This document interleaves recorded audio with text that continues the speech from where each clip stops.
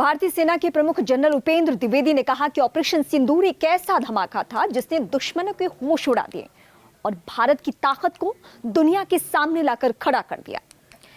IIT Madras में अपने जोशीले भाषण में उन्होंने ये कहा कि 88 घंटे का ऑपरेशन इतना जबरदस्त था कि पाकिस्तान को घुटने टेकते हुए संघर्ष विराम की भीख मांगनी पड़ी।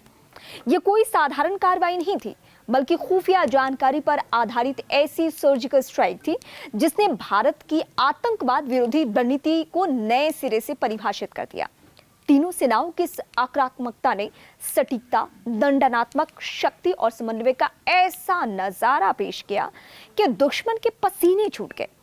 जनरल द्विवेदी ने कहा कि यह ऑपरेशन पैमाने, रणनीति और प्रभाव में बेमिसाल था। डिप्लोमेसी, सूचना, सैन्य ताकत और आर्थिक दबाव के मिश्रण ने इसे एक मास्टर स्ट्रोक बना दिया। भारतीय सेना अब 5वीं पीढ़ी के युद्धों के लिए पूरी तरह तैयार है, जहां गैर संपर्क युद्ध, रणनीतिक चालाकी और मनोवैज्ञानिक दबदबा हथियार होंगे।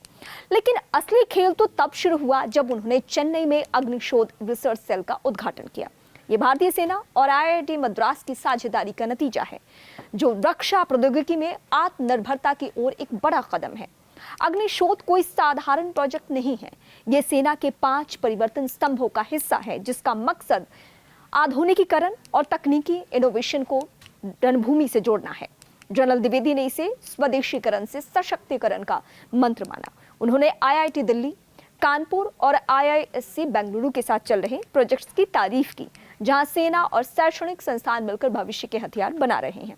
खासतौर पर आईआईटी मद्रास के साथ मैन्युफैक्चरिंग और प्रोजेक्ट संभव जैसे प्रयासों को उन्होंने गेम चेंजर बताया। अग्निशोध सैन्य कर्मियों को cyber security, quantum computing, wireless communication और ड्रोन तकनीक जैसे क्षेत्रों में प्रशिक्षित करेगा। ये केंद्र शैक्षणिक उत्कृष्टता को युद्ध के मैदान में नवाचार में बदल देगा, जो विकसित भारत 2047 के सपने को हकीकत में ढालेगा। जनरल द्विवेदी ने चेन्नई में प्रशिक्षण अकादमी का भी दौरा किया, जहां उन्होंने आधुनिक सुविधाओं और भविष्य के सैन्य नेताओं को तैयार करने की रणनीतियों की सराहना की।